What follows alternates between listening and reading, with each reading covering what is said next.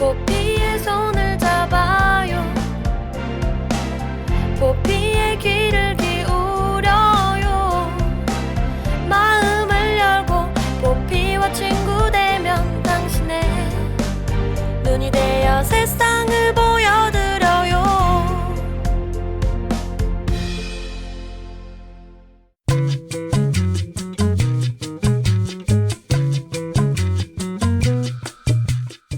아무리 친한 친구나 가족, 연인이라도 피할 수 없는 게 바로 싸움이죠. 미국의 한 생활정보 사이트는 건강한 싸움을 위해 지켜야 할 7가지 습관을 소개하는데요. 첫 번째, 당신이 옳다는 주장을 멈추세요. 만약 당신이 자신의 생각을 2번 이야기했는데도 상대방이 여전히 받아들이지 않는다면 멈춰야 할 때가 된 겁니다. 두 번째, 모욕적인 발언이나 욕설을 하지 마세요. 그건 멍청한 짓이야 라든지 이 바보야 라든지 나쁜 자식 이런 식의 말들은 상대를 더 방어적으로 만들 뿐입니다. 세 번째, 적당한 시간을 고르세요. 특히 술에 취했을 때, 상대방이 피곤해하거나 잠을 자려고 할 때, 서둘러 나가야 할 때도 싸우려고 하지 마세요. 어떤 얘기든 나중에 해도 됩니다. 네 번째, 넌 항상, 너는 절대 라는 말을 사용하지 마세요. 이런 말은 상대방을 죄인처럼 느껴지게 하고 상대방은 화가 나서 더욱 자신을 방어하게 됩니다. 다섯 번째, 지나간 일을 꺼내지 마세요. 어제 저녁에 있었던 일을 얘기하면서 지난주나 지난달에 있었던 일은 꺼내지 마세요.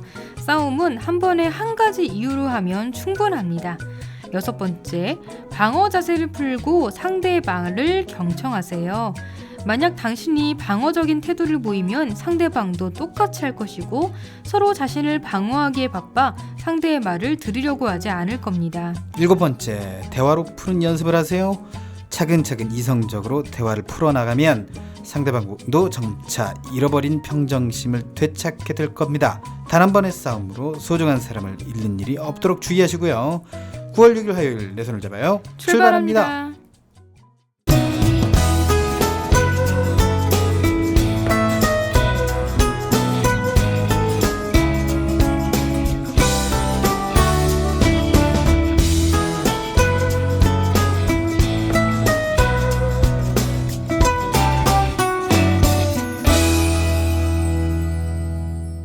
안녕하세요. 내 손을 잡아요. 진행의 권순철입니다. 안녕하세요. 흥옥입니다. 네, 저희는 이제 한번 싸운 적이 없어가지고 그래서 뭐 예시를 들어드릴 수가 없네요. 저희 어떻게 싸웠는지 뭐 이런 얘기를. 네.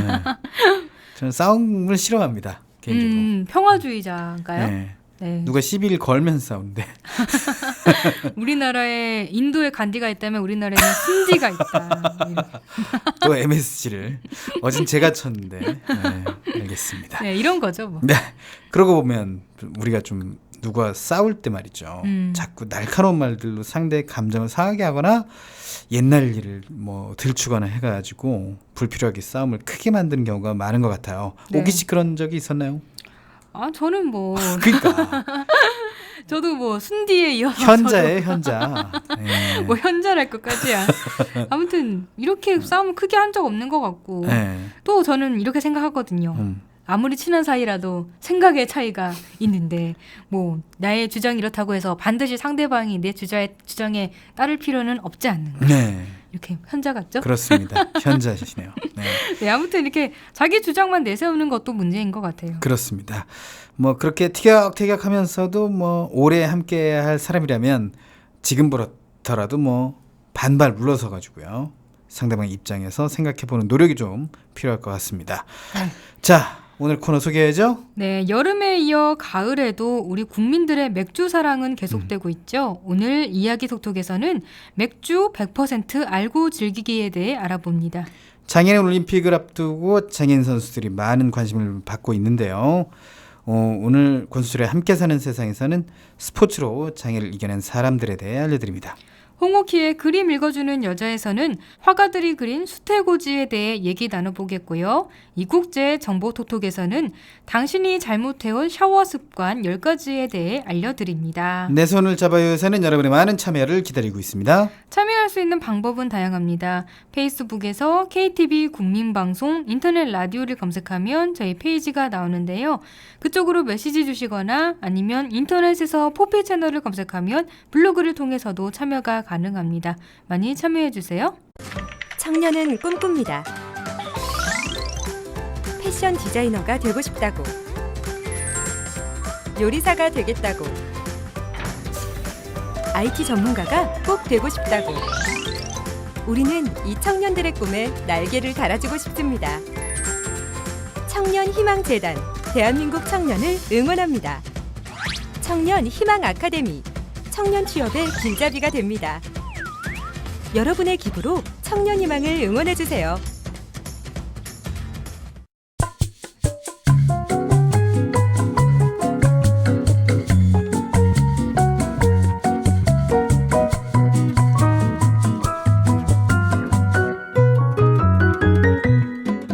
올여름 폭염을 이겨내는데 한몫했던 숨은 공신이 있다는데요. 에어컨이 아니라 바로 전 세계인의 사랑을 받는 맥주입니다. 네.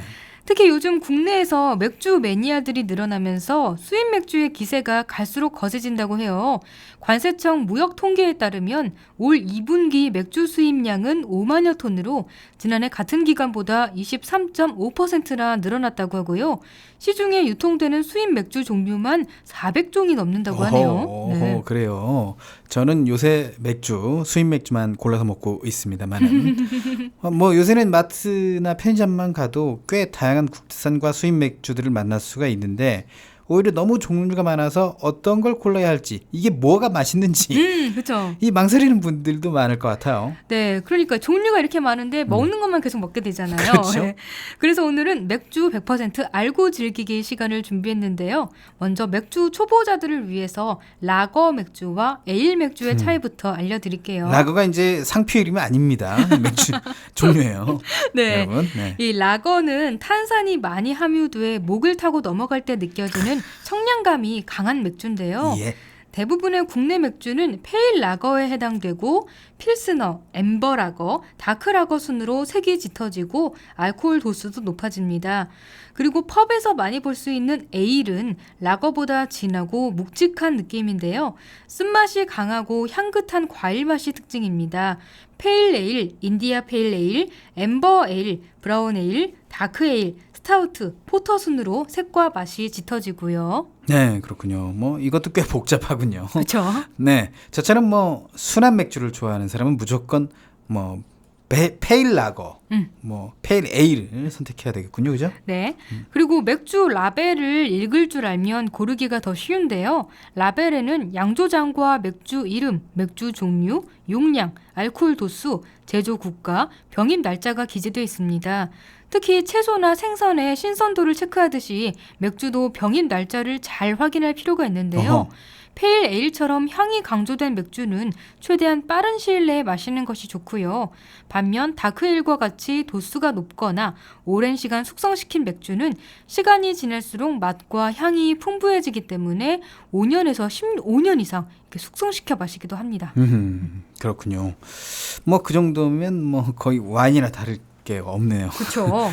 자, 또 맥주 종류에 따라서 마시는 온도가 따로 있다고 들었어요. 네, 맞아요. 라거류는 4도에서 6도 정도로 시원하게 마셔야 갈증 해소가 되고 향이 진한 에일이나 도수가 높은 맥주는 상온에서 5분에서 10분 정도 뒀다 마셔야 본연의 향을 즐길 수가 있습니다.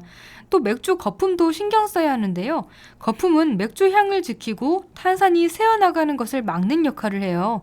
특히 라거 타임 맥주는 거품이 완전히 사라진 뒤부터는 탄산이 급격하게 약해지기 때문에 최대한 빨리 마시는 게 좋습니다. 그렇군요. 이게 맥주가 무조건 시원하다고 좋은 것도 아니고 뭐 마냥 뭐 따스해도 좋은 게 아니고 뭐 이런 거예요. 그죠? 그렇죠. 네. 자, 그리고 또 맥주마다 궁합이 맞는 잔도 또 따로 있다면서요? 네, 라거는 잔의 구애를 덜 받지만 에일은 궁합 맞는 잔이 따로 있다고 합니다. 먼저 와인잔을 닮은 고블릿잔은 통통한 보디가 거품을 잘 유지해서 향이 달아나는 걸 막아주고요. 좁고 길쭉하면서 아래로 내려갈수록 좁아지는 필스너 잔은 기포를 감상하기에 좋아 탄산이 풍부한 맥주와 어울립니다. 이와 비슷하지만 잔 윗부분이 살짝 둥글게 말려있는 바이젠 잔은 밀맥주 특유의 향을 유지하는 데 제격이고요. 튤립 모양 잔은 두꺼운 거품을 잘 유지해주고 향을 오래도록 잡아준다고 합니다. 또 각 브랜드에서 나온 전용 잔은 자사 맥주의 특징을 제대로 느낄 수 있도록 제작된 만큼 적극 사용하는 것이 좋다네요. 네, 그렇죠. 수입 맥주를 파는 그 가게를 가면 잔이 좀 비치되어 있는 게 있으니까. 그렇죠. 네. 맞는 걸로 해서 네. 드시면 그 본연의 맛을 느낄 수 있다는 거예요. 그런데 많이 가셨어요? 네, 좀 몇 번. 네. 그렇군요. 마트에서 다양한 맥주를 뭐 사와가지고 여러 가지 잔에 따라서 먹어보는 것도 좀 재밌을 것 같다는 생각도 드네요. 네, 말씀하신 대로 요새 대형마트 수입 맥주 코너는 종류도 다양하고 가격 부담이 적어서 입문자들에게 유용한데요. 이런 마트 맥주에 만족하지 못하시는 분들은 맥주 전문 판매점 보틀숍을 찾아가 보시면 좋습니다. 보틀숍의 매력은 유럽 수도사들이 오랜 기간 전에 내려온 레시피로 만든 수도원 맥주부터 신진 양조장의 개성 넘치는 수제 맥주까지 세계의 다채로운 맥주를 접할 수 있다는 점이고요. 전문성을 갖춘 매장 전문의 조언을 들을 수 있는 것도 큰 장점입니다. 근데 요새 그 크래프트 맥주가 유행한다고 하던데 뭐 이게 수제 맥주를 말하는 거죠? 네, 크래프트 맥주는 소규모 양조장에서 장인 정신으로 정성껏 만드는 맥주로 수제 맥주라고 부르기도 하는데요. 천편일률적인 대량 생산 맥주와 다른 독창적인 맛을 내기 때문에 맥덕, 즉 맥주 덕후들의 입맛을 사로잡고 있습니다. 대형마트에도 일부 크래프트 맥주가 나와 있지만 보틀숍에 가면 보통 수백 종의 희귀한 크래프트 맥주를 구비하고 있고 양조 체험이 가능한 곳도 있어요. 매장 앞에 테이블을 갖추고 있거나 펍과 함께 운영하는 곳도 있어서 바로 맥주를 맛보는 것도 가능합니다. 왠지 비쌀 것 같기도 하네요. 자, 요새 가맥이라는 것도 있고 이 가게에서 먹는 맥주를 얘기한다는 네, 이게 보틀숍에서도 가맥이 가능한 거예요, 그죠? 네, 그런 거죠. 치맥도 있고 가맥도 있고 그렇군요. 네. 자, 그러면 대표적인 보틀숍 몇 개 소개해 주십시오. 네, 먼저 설해마을에 있는 크래프트 브로스는 국내 최초로 보틀숍과 펍을 한 공간에서 운영하는 곳인데요. 병당 2,000원의 추가 요금을 지불하면 보틀숍에서 구입한 맥주를 옆에 마련된 펍에서 즐길 수 있습니다. 혹은 펍만 이용하고 싶다면 일반 호프집처럼 생맥주와 안주를 즐길 수 있고요. 어허. 현재 이곳은 약 220여 종의 맥주를 갖추고 있는데 최근 2년 사이 보틀숍 매출만 2배 가까이 성장할 정도로 인기가 높다고 합니다. 또 평범해 보이는 동네 슈퍼가 알고 보면 수제 맥주의 성지인 경우도 있다고 해요. 이태원의 우리 슈퍼가 그런 곳인데요. 외국인 손님이 많은 이태원 특성상 슈퍼 한 켠에 수입 맥주를 하나둘씩 구비하기 시작했던 게 발전해서 현재는 약 210여 종의 맥주를 보유하고 있답니다. 플라스틱 컵 가격 100원만 지불하면 구입한 맥주를 야외 테이블에서 즐길 수 있고요. 비슷한 사례로 서울 천호동의 유미마트도 슈퍼 겸 정육점에서 보틀숍을 함께 운영하고 있어요. 맥주 동호회 회원들의 도움을 받아 수제 맥주를 늘려나가기 시작한 게 현재는 약 180여 종에 이른다고 하고요. 이곳 역시 병당 1,000원의 추가 요금을 지불하면 보틀숍 옆에서 구입한 맥주를 바로 즐길 수 있습니다. 뭐 저렴하네요, 가격도. 그렇죠. 자, 작은 슈퍼 옆에 마련된 테이블이라도 뭐 흔히 보기 힘든 나만의 맥주를 마실 수가 있다면 유럽의 광장 테라스가 뭐 부럽지 않을 것 같아요. 그렇죠. 그렇죠? 코리안 테라스가 되는 거죠. 자, 그런데 이렇게 맥주를 좋아하시는 분들은 나만의 수제 맥주를 직접 만들어 보겠다라는 욕심이 뭐 날 것 같기도 해요. 네, 그래서 요새는 집에서 직접 맥주를 만드는 홈 브루잉도 점차 유행하고 있는데요. 홈 브루잉에는 맥주 원액을 물과 섞어 발효시키는 간단한 방법과 맥주 양조에 쓰이는 곡물을 직접 분쇄, 가열, 발효시키는 완전 곡물 양조의 두 가지 방법이 있어요. 전자의 경우 손쉽게 만들 수 있는 대신 맥주 맛이 정해져 있고, 후자의 경우 자신이 원하는 맛을 낼 수 있는 대신 시간과 노력이 많이 들어가는데요.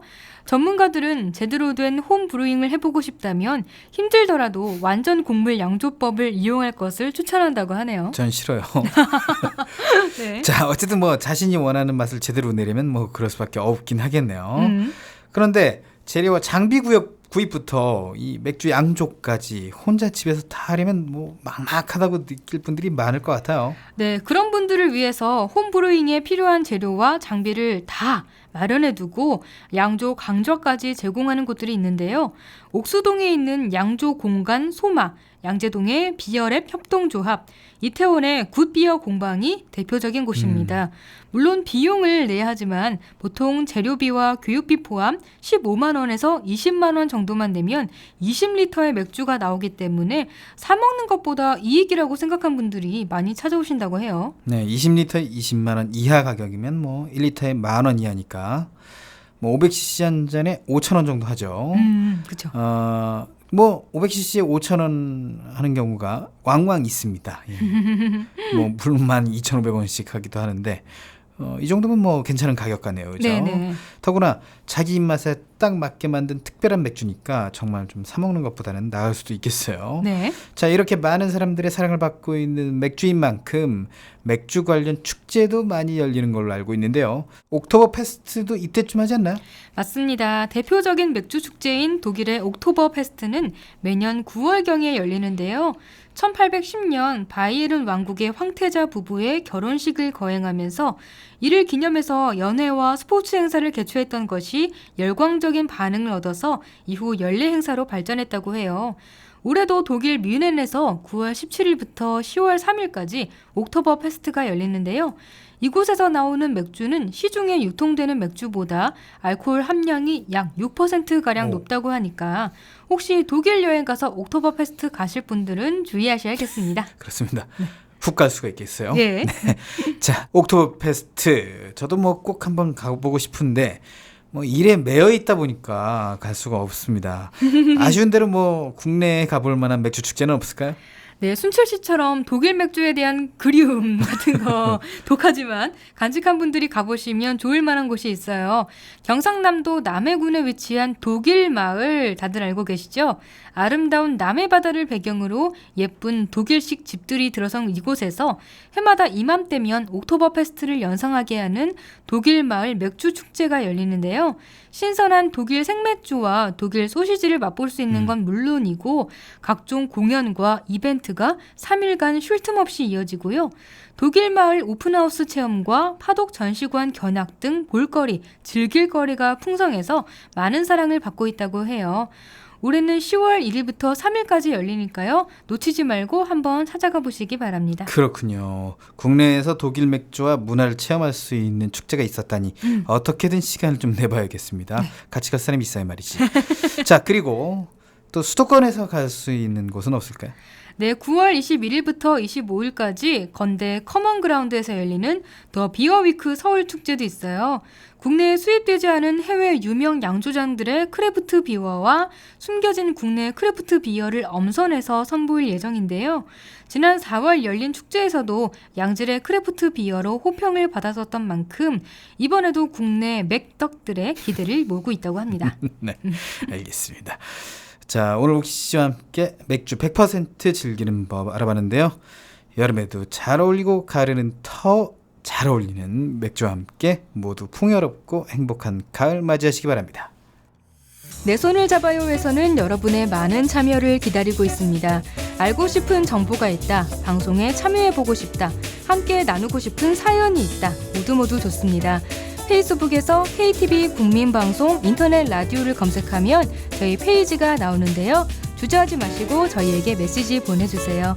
그리고 인터넷에서 포피 채널을 검색하면 블로그를 통해서도 참여가 가능합니다. 네, 방송을 들을 수 있는 방법도 알려드릴게요. KTV 국민방송 홈페이지와 모바일 앱 팟빵으로 접속하면 실시간으로 들을 수 있습니다. 그리고 유튜브를 통해서도 만날 수 있고요. 혹시 실시간으로 진행되는 방송을 놓친 분들은 팟캐스트 서비스를 이용하면 다시 들을 수 있습니다.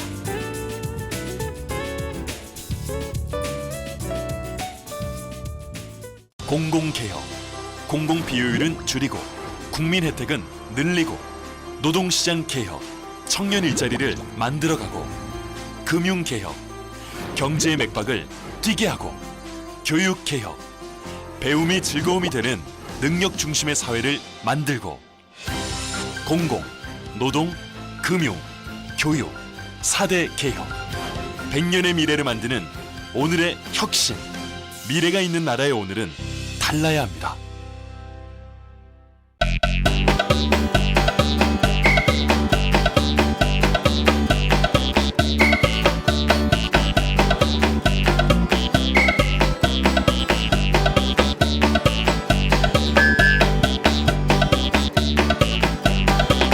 여러분은 지금 KTV 포피 채널 내 손을 잡아요를 듣고 계십니다. 네, 이번 시간은 권순철의 함께 사는 세상입니다. 네, 내일이 드디어 리우 장애인 올림픽이 개막하는 날이에요. 이를 계기로 장애인 스포츠 선수들에 대한 관심도 높아지고 있는데요.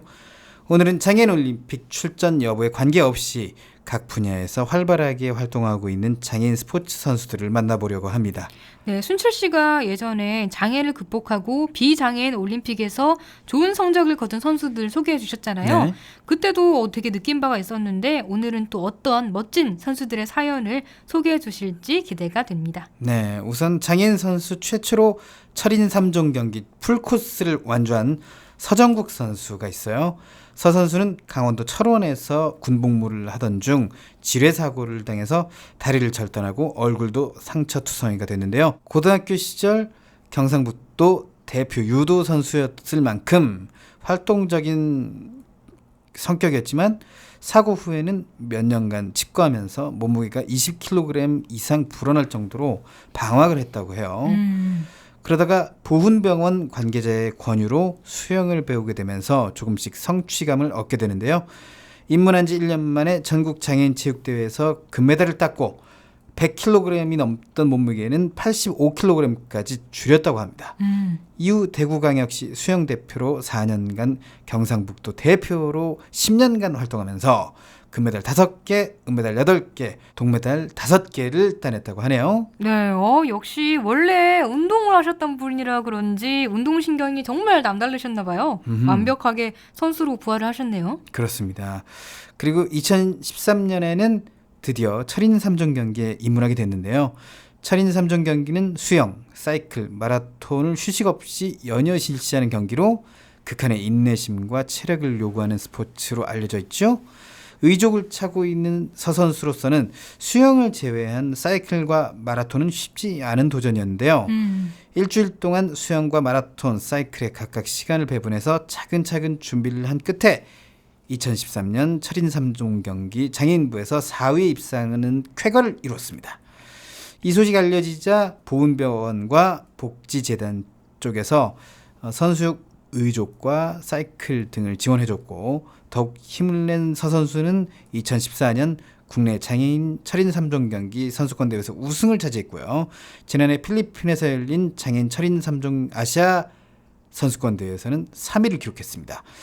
또 7월 올해죠. 7월 제주도에서 열린 제주국제 철인 3종 경기에서는 장애인 선수 최초로 풀코스를 완주해서 많은 이들을 놀라게 했고요. 참고로 이 풀코스는 수영 3.8km, 사이클 180km, 마라톤 42.19km로 진행된다고 하네요. 와, 이 수영, 사이클, 마라톤을 풀코스로 연이어서 이렇게 하는 경기라니까 저는 도저히 상상이 안 가는데요. 이 서 선수가 자신과의 싸움을 이겨낸 비결이 있을 것 같아요. 네, 서 선수가 풀코스 경기에 임하면서 포기하고 싶은 마음을 떨쳐내게 한 것은 중국의 유명 기업 알리바바 마윈 회장의 가장 큰 실수는 포기하는 것이라는 글귀였다고 합니다. 마음먹은 일은 끝까지 해내는 성격도 큰 도움이 됐다고 하고요. 이렇게 장애인 최초 풀코스 완주라는 목표를 달성했지만 그는 벌써 12번째 자격증인 사이클 지도자 자격증을 준비하고 있고요.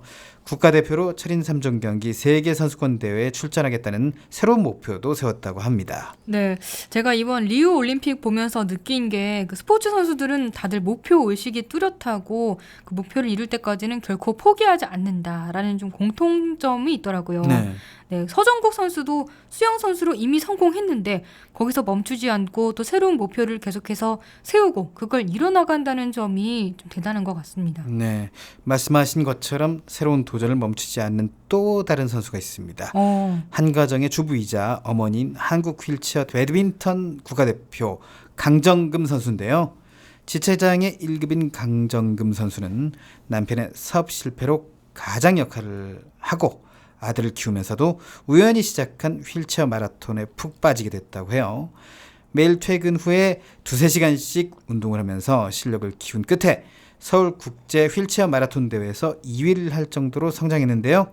휠체어 마라톤에서 어느 정도 성적을 거두자 강 선수는 이번에는 휠체어 배드민턴으로 눈길을 돌렸습니다. 근처에 휠체어 배드민턴을 칠 만한 공간이 없어서 퇴근 후 1시간 반 거리인 서울로 오고 가면서 연습을 한 끝에 2014년에는 세계 장애인 선수권 대회 국가대표로 발탁됐는데요. 그런데 여기서 난관에 부딪히게 됩니다. 대회 출전을 위해서는 다른 선수들과 60일간 합숙을 받아야 하는데요. 강 선수가 다니던 회사에서 사정을 받아주기 어렵다고 했기 때문이에요. 또 선택의 기로에 선 거네요. 생계 유지는 해야 하는데 또 오랫동안 키워온 국가대표의 꿈 포기하기엔 너무 아깝잖아요. 네. 하지만 강 선수는 고민 끝에 국가대표라는 꿈을 선택했는데요. 이미 40대 후반인 강 선수에게는 이것이 마지막 기회라고 생각해서 꼭 도전해보고 싶었다고 하네요. 이렇게 직장을 정리하고 나니 또 다른 목표가 생겼는데요. 장애인 체육 지도자가 돼서 많은 선수를 배출하고 지역 장애인 체육을 활성화시키겠다는 새로운 목표를 세웠다고 합니다. 네, 이분도 휠체어 마라톤에서 만족하지 않고 계속 새로운 목표에 도전하는 모습이 천상 스포츠 선수답습니다. 네. 이 국가대표 선수에서 미래의 체육 지도자까지 끊임없이 도전하는 강 선수의 꿈이 꼭 이뤄졌으면 좋겠어요. 네. 그리고 이번에는 제6회 경기도 장애인 체육대회에서 육상 시각 남자 100m, 200m, 400m 부문을 휩쓴 평택시청 신현성 선수를 소개해드릴게요. 네, 시각이라면 뭐 시각장애이신 것 같은데 뭐 기록만 듣기로는 마치 장애인 체육계의 우사인 볼트 같은 그런 젊고 건장한 청년이 떠오르는데요. 네, 이 시각장애인 선수는 맞는데요. 청년 선수는 아닙니다. 이 선수는 올해 10월 은퇴를 앞두고 있는 54세 나이의 선수예요. 54세? 와, 진짜요? 이분도 내 나이가 어때서 이 노래에 잘 어울리시는 그런 분이었네요. 네. 어떤 분인지 좀 소개 좀 해주세요. 30대 초반 무렵 열차 사고로 시력을 잃게 된 신현성 선수는 사고 내성적인 성격 때문에 많이 움츠러들었는데요. 그러다가 주변의 추천으로 출전하게 된 2004년 전국장애인체전에서 뛰어난 운동신경을 보이면서 이를 눈여겨본 평택시청의 권유로 2005년부터 달리기에 입문하게 됩니다. 이후 달리기에 매진한 그는 2007년과 2008년 연이어 한국 신기록 수립, 2014년, 2015년 연속 800m, 1500m, 5km, 10km, 4관왕 석권 등 뭐 유례없는 기록으로 장애인 육상의 뭐 신화로 떠오르게 됐습니다. 우훗. 네. 게다가 17박 18일간 동두천에서 울산까지 554km 완주, 울산에서 서울까지 1004km 완주, 뭐 울트라 마라톤에도 도전하면서 인간의 한계를 극복했고요. 유명세에 힘입어서 이 보험사 CF까지 출연하면서 많은 이들에게 희망을 전달했습니다. 이게 말이 되나요? 울산에서 서울까지 뛰어서 완주를 네. 했다고요? 그런 마라톤이 있나요? 울트라 마라톤이라고 있습니다. 아까 철인 3종 경기 때도 풀코스 거리를 상상하다가 좀 이건 말이 되나 싶어서 정신이 혼미해졌었는데 울트라 마라톤은 꼭 그 이상이네요. 그렇습니다. 뿐만 아니라 신 선수는 한국시각장애협회 지회장으로 장애인 인권 향상에도 힘써왔고요. 레크레이션 강사와 안마사로 봉사활동도 다니면서 시각장애인에 대한 인식 개선에 앞장서고 있습니다. 올해 10월 전국 장애인체전을 끝으로 은퇴하지만 신 선수는 죽는 날까지 도전을 멈추지 않고 희망의 메시지를 전달할 계획이라고 합니다. 네, 제가 아까 장애인 체육계의 볼트라고 했는데 정말 기록으로 보나 열정으로 보나 볼트 못지않은 대단한 선수인 것 같습니다. 볼트 이상이죠? 장거리도 뛰니까요. 그렇죠. 네, 이렇게 또 나이는 숫자에 불과하다라는 말을 실천하고 계신 선수가 또 있을까요? 네, 이번에는 칠순의 시각장애인 볼링 선수 도학길 선수를 소개할게요. 도 선수는 2005년 62세의 나이로 처음 볼링에 입문했는데요. 친구를 따라 볼링장에 갔다가 재미를 붙이게 되면서 입문한 지 수개월 만에 전국장애인 체육대회에 나가서 은메달을 따게 됩니다. 오. 이후 국가대표로 발탁돼서 2010년 광저우 장애인 아시안게임에서 은메달을 따는 등 눈부신 활약을 펼쳤고요. 평소에는 자녀들과 볼링을 치기도 하고 비장애인 경기에도 참가해서 좋은 성적을 내곤 한다는데요. 비장애인들과 경기를 한 뒤에 시각장애인이라고 얘기하면 사람들이 믿지 않을 정도라고 합니다.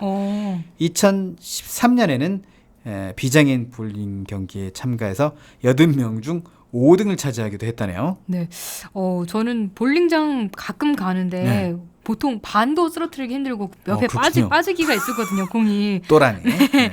어떻게 그렇게 잘 맞추시는지 정말 신기하네요.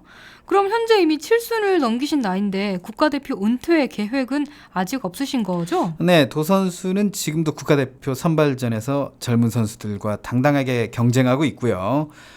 볼링공을 손으로 들 수 없을 때 은퇴를 할 생각이라고 합니다.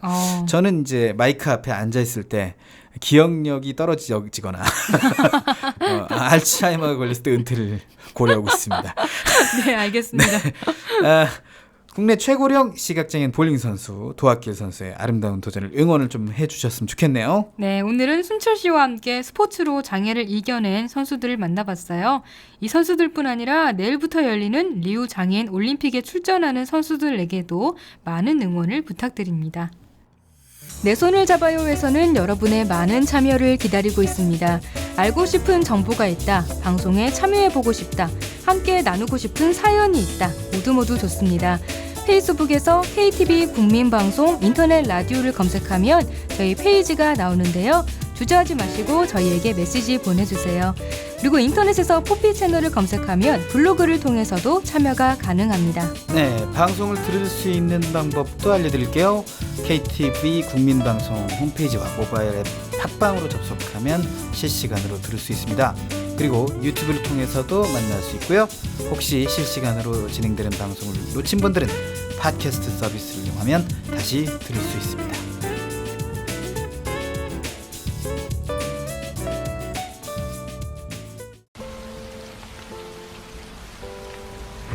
몇 년 전 집안에 강도가 들어 끔찍한 경험을 한 A씨. 그때의 충격으로 밤마다 악몽을 꾸고 대인 기피, 공황장애까지 겪고 있습니다. 피해 발생 후 범죄 피해자들이 겪는 충격과 공포, 심리적인 고통을 없애기 위해 법무부에서는 피해자와 그 가족을 대상으로 심리치유 전문기관인 스마일센터를 운영하고 있습니다. 스마일센터는 범죄 피해 전문 심리치유기관으로 피해자들이 심리적 안정을 찾고 일상생활로의 복귀를 도울 수 있도록 장기적인 심리치료는 물론 법률 지원 및 임시 거처까지 제공하고 있습니다.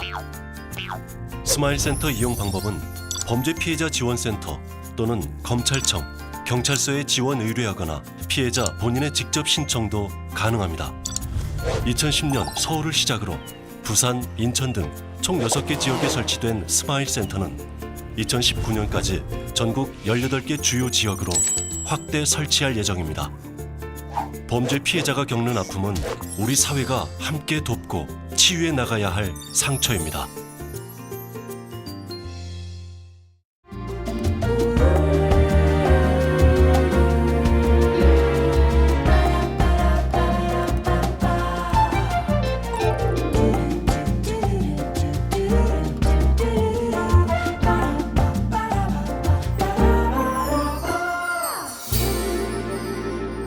네, 이번 시간은 그림을 읽어주는 여자입니다. 오늘은 어떤 그림을 만나볼까요? 네, 오늘은 화가들이 그린 수태고지에 대해 얘기 나눠볼게요. 오늘은 중세시대부터 현대까지 끊임없이 재창조되면서 많은 화가들에 의해 제각각 그려진 수태고지라는 종교 주제에 대해 살펴볼게요.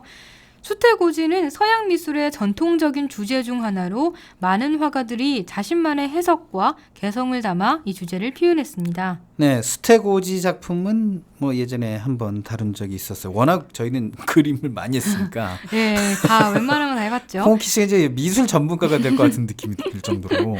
네, 거의 뭐 아마추어급은 되지 않을까. 예. 이 성직자이자 화가였던 프라 안젤리코가 그린 수태고지를 소개하면서 이 주제에 대해 다룬 적이 있었는데요.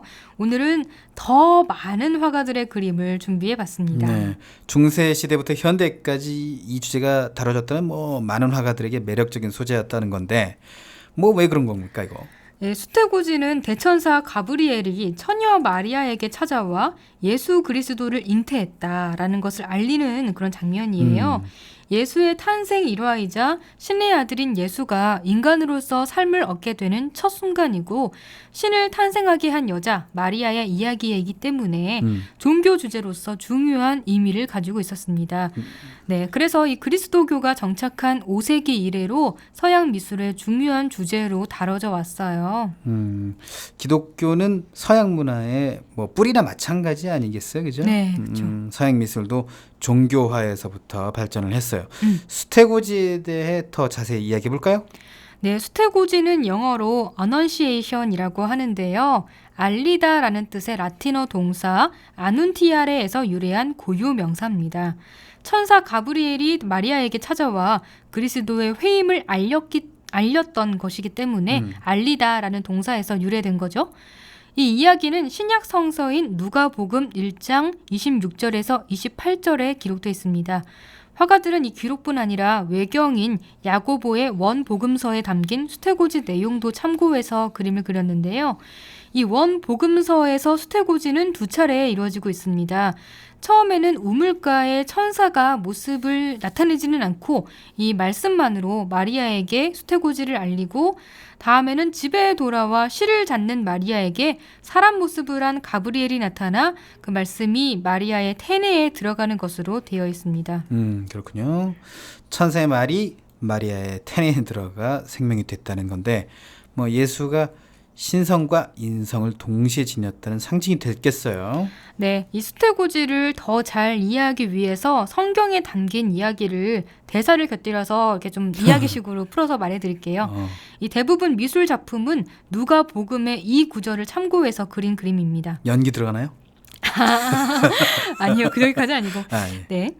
여섯째 달에 하느님은 가브리엘 천사를 갈릴리 지방 나사렛이라는 고을로 보내 다윗 집안의 요셉이라는 사람과 약혼한 처녀를 찾아가게 했습니다. 이 처녀의 이름이 마리아입니다. 가브리엘이 마리아의 집으로 들어가 이렇게 말했습니다. 은총이 가득한 이여 기뻐하여라. 주님께서 너와 함께 계시다. 이 말에 마리아는 몹시 놀란 한편 이 말이 무슨 뜻인가 하고 곰곰이 생각했습니다. 천사가 다시 마리아에게 말했습니다. 두려워하지 마라 마리아야. 너는 하느님의 총애를 받았다. 보라 이제 네가 잉태하여 아들을 낳을 터이니 그 이름을 예수라 하여라. 그분께서는 큰 인물이 되시고 지극히 높으신 분의 아드님이라 불릴 것이다. 하느님께서 그분의 조상 다윗의 왕자를 그분께 주시어 그분께서 야곱 집안을 영원히 다스리시리니 그분의 나라는 끝이 없을 것이다. 마리아가 천사에게 저는 남자를 알지 못하는데 어떻게 그런 일이 있을 수 있겠습니까? 하고 묻자 천사가 마리아에게 이렇게 대답했습니다. 성령께서 너에게 내려오시고 지극히 높으신 분의 힘이 너를 덮을 것이다. 그러므로 태어날 아기는 거룩하신 분, 하느님의 아드님이라고 불릴 것이다. 하느님께서는 불가능한 일이 없다. 마리아는 천사의 말을 받아들여 저는 주님의 종입니다. 말씀하신 대로 저에게 이루어지기를 바랍니다. 라고 대답했습니다. 그러자 천사는 마리아에게서 떠나갔다고 합니다. 네, 이런 내용인데요. 제가 연기까지 했다면 더 좋았겠지만 연기는 제가 좀 무리라서 이렇게 마무리했습니다. 예수는 우리가 크리스마스로 기념하는 12월 25일에 태어났죠. 가브리엘이 마리아를 찾아와 수태고지를 하는 건 정확히 9달 전인 3월 25일이라고 합니다. 이날은 과거 아담이 진흙에서 창조된 날이기도 하고 훗날 예수가 십자가에 매달려 죽음을 맞는 대신 인류가 구원을 얻게 되는 날이기도 합니다. 또 당시 유럽 여러 나라들이 전통적으로 초하룻날로 여겨온 날이기도 해요. 혹독한 겨울을 보내고 새로운 봄을 기대하는 그런 날이었습니다. 날짜도 굉장히 상징적이죠? 그러네요. 이 내용을 화가들은 어떻게 표현했을까요? 네, 초기 그리스도교 미술과 중세 비잔틴 미술에서는 야고보의 원복음서를 참조해서 우물가의 마리아에 대한 수태고지와 실을 잡는 마리아에 대한 수태고지 두 가지 형식이 별도로 그려졌어요. 이때는 우물, 물주전자, 마리아가 실을 잡고 만드는 자주색 베일, 물레가락 등이 함께 그려지기도 했습니다. 그런데 그 후 서구 미술에서는 제3의 형식이 나타납니다. 명상 중인 마리아에게 가브리엘이 나타나는 형식입니다. 이때 마리아는 대개 서 있거나 앉아 있거나 무릎을 꿇고 있어요. 천사는 보통 가브리엘 한 사람만을 그리지만 두세 명의 천사를 함께 그리는 경우도 있습니다. 성부를 나타내는 중앙의 빛과 하느님의 사자인 성령을 상징하는 비둘기를 그리기도 해요. 저번에 말한 프라 안젤리코의 수태고지에서도 빗줄기와 비둘기가 등장했었죠. 네. 또 천사는 백합꽃을 들고 있는 때가 많은데요. 이 꽃은 하얗고 암수에 구별이 없기 때문에 마리아의 처녀성을 나타내는 상징이었습니다. 이외에 자애를 상징하는 붉은 장미나 후에 십자가에 못 박혀 죽은 그리스도를 생각하는 성모의 슬픔을 나타내는 청자색 메발톱꽃 등 이런 꽃을 그리는 경우도 종종 있습니다. 네, 가장 중요한 인물인 마리아는 어떻게 표현되는지 궁금한데요. 네, 마리아는 시간적 순서에 따라 5가지 상태로 나눠서 표현해요. 아까 말한 그 수태고지 이야기를 다시 한번 떠올려 보시면서 이야기 들어보셨으면 좋겠습니다. 네. 첫 번째는 마리아가 천사의 출현으로 경이로워하면서도 당황하는 모습. 그리고 두 번째는 천사가 전하는 말이 무슨 의미인지 신중하게 생각하는 모습. 그리고 세 번째는 천사가 신의 은총으로 예수를 낳을 것이다 라고 말하자 이 말을 들은 마리아가 저는 남자를 알지 못하는데 어떻게 그런 일이 있을 수 있겠습니까? 라고 질문하는 모습. 네 번째는 신의 말씀을 겸허히 받아들여 순종하는 모습. 마지막으로 5번째는 그 순간 천사가 떠나고 마리아가 예수를 잉태하는 모습입니다. 화가들은 이 중에서 원하는 장면을 선택해서 자기만의 개성을 담아 표현했어요. 주로 가브리엘은 그림 왼쪽에, 마리아는 그림 오른쪽에 두고 그리는데요. 두 사람의 몸동작과 표정, 그리고 가브리엘과 마리아의 높낮이 차이 등을 유심히 보면 화가가 생각하는 수태고지 장면의 의미를 더 잘 알 수 있습니다. 네, 그럼 중세시대부터 수태고지 장면이 어떻게 변화해 오는지 작품의 변천사를 살펴볼까요? 수태고지는 누가복음에 기록된 예수 탄생 일화입니다. 대천사 가브리엘이 처녀 마리아에게 찾아와 그리스도의 회임을 알리고 놀란 마리아는 이내 이것을 받아들여 예수를 잉태한다는 이야기입니다. 수태고지는 신의 아들인 예수가 인간으로서 삶을 얻게 되는 첫 순간이고 신을 탄생하게 한 마리아의 이야기이기 때문에 그리스도교가 정착한 5세기 이래 서양 미술의 중요한 주제로 다뤄져 왔습니다.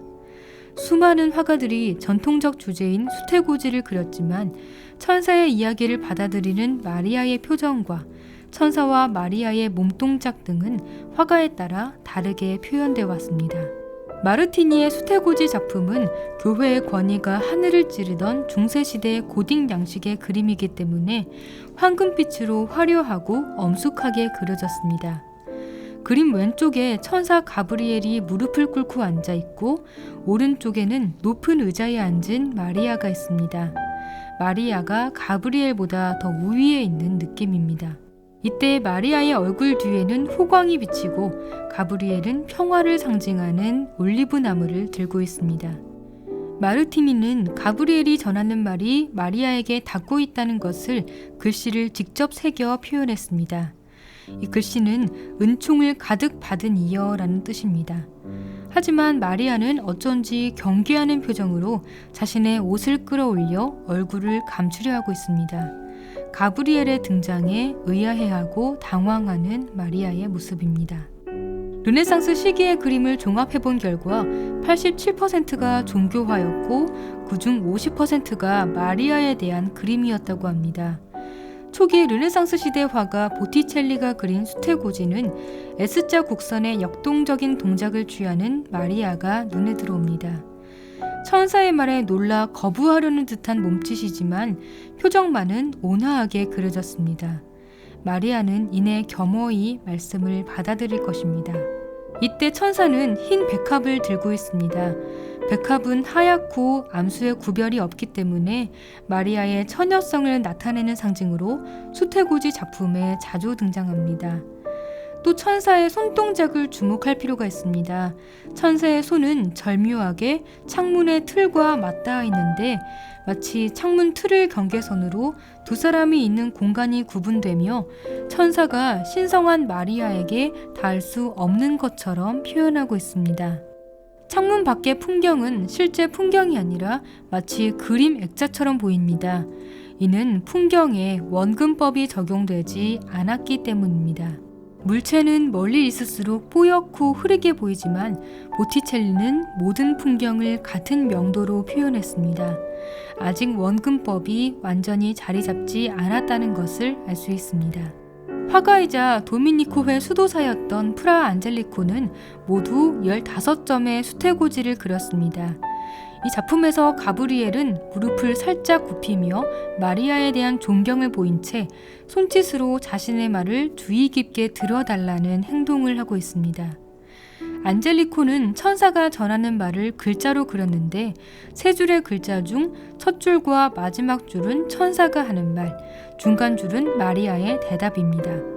첫 줄과 마지막 줄은 성령께서 너에게 내려오시고 지극히 높으신 분의 힘이 너를 덮을 것이다 라는 말이고, 두 번째 줄은 말씀대로 저에게 이루어지기를 바랍니다 라는 말입니다.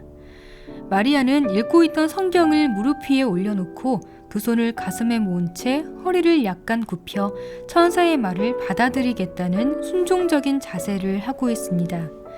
앞서 마르틴이나 보티첼리가 그린 놀란 마리아나 거부하려는 듯한 마리아와는 전혀 다른 모습입니다.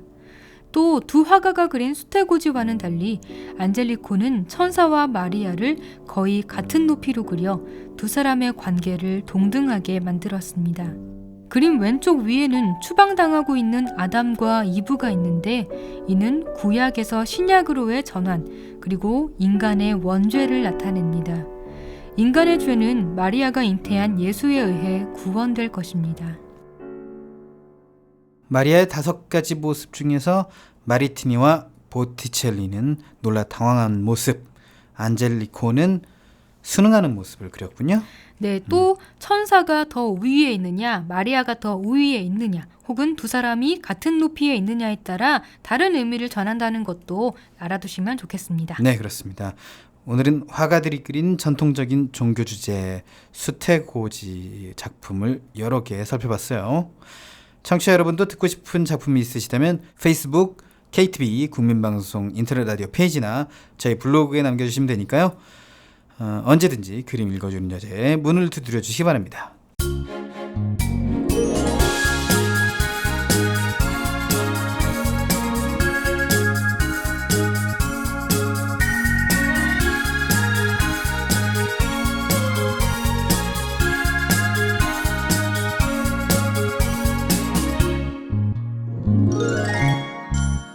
이번 시간은 이국제 정보톡톡입니다. 생활 속 유용한 정보에 대해 소개해드리는데요. 오늘 어떤 정보가 기다리고 있죠? 네, 오늘 이국제 정보톡톡에서는 당신이 잘못해온 샤워 습관 10가지에 대해 알려드립니다. 정보 톡톡. 알아두면 좋은 정보들을 찾아 소개해드리는 정보 톡톡. 오늘은 허핑턴 포스트라고 하는 매체에 실린 기사를 토대로 당신이 잘못해온 샤워 습관 10가지에 대해서 말씀드리겠습니다. 목욕이나 샤워는 건강을 위해서나 위생을 위해서도 꼭 필요하고요. 피로 회복에도 매우 도움이 됩니다. 하루를 시작하면서 또는 잠들기 전에 샤워처럼 피로 회복에 탁월한 것은 많지 않죠.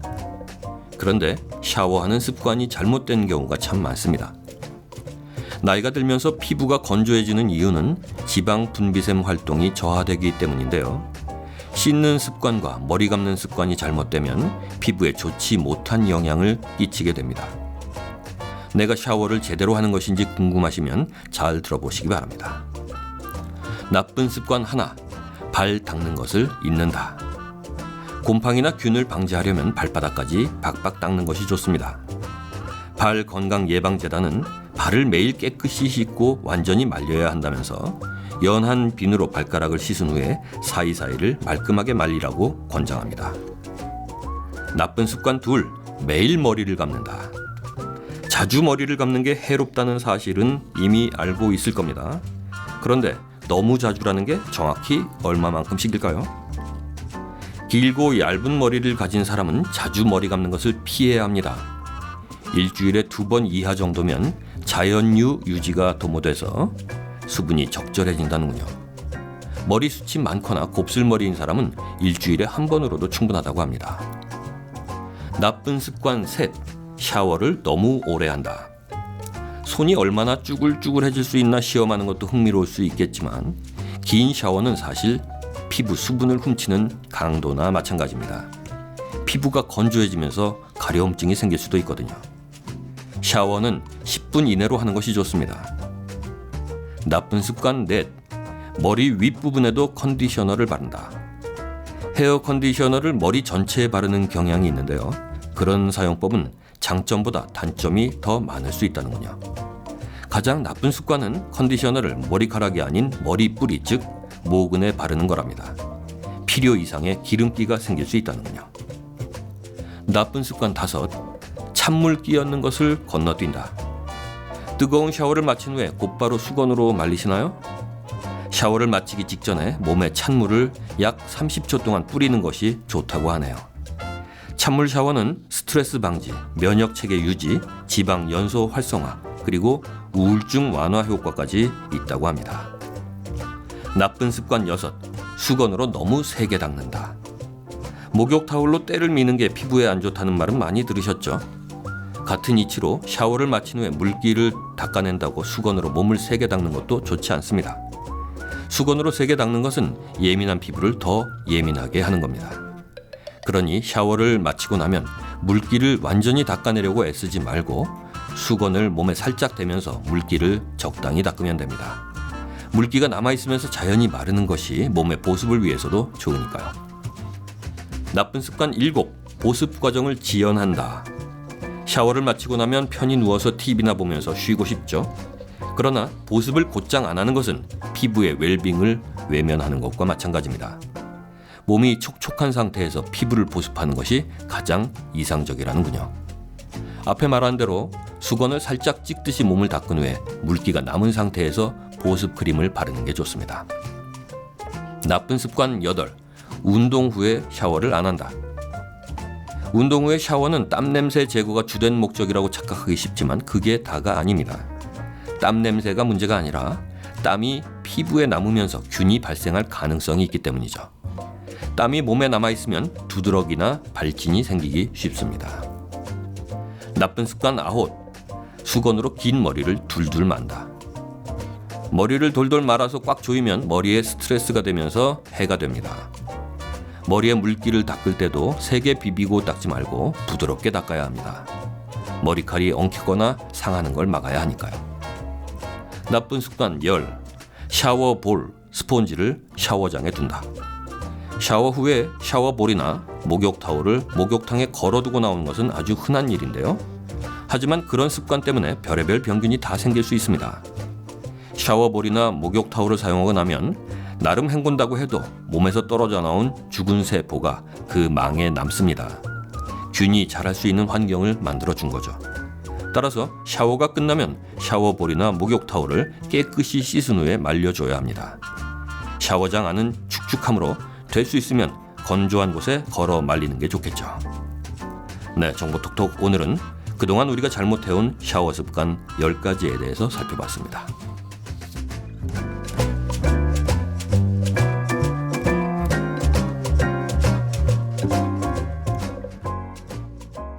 네, 네, 여자들은 대부분 매일 머리를 감는데요. 가끔 너무 바쁘거나 해서 머리를 못 감은 날은 좀 괜한 죄책감에 시달리곤 하거든요. 그런데 너무 자주 머리를 감으면 오히려 유분기가 사라져서 좋지 않다고 하니까 심한 지성인 분들만 아니라면 좀 죄책감에서 벗어나셔도 될 것 같아요. 네, 뭐 저는 따뜻한 물에서 오래 목욕하는 습관이 있는데 뭐 이게 피부 수분을 훔치는 강도라고 하는군요. 이 강도. 훔치는 강도라고 하는군요. 네, 네. 자, 앞으로는 샤워 시간을 10분 이내로 뭐 줄여봐야 되겠다는 생각이 듭니다. 네, 네, 네. 뭐 모두들 그동안 잘못 알고 계셨던 샤워 습관 한번 바꿔보시는 것도 좋을 것 같습니다. 자, 9월 6일 화요일 내 손을 잡아 저희가 준비한 소식은 여기까지고요. 저희는 다음 주에 뵙겠습니다. 지금까지 진행 권순철, 홍옥희였습니다. 청취자 여러분 고맙습니다.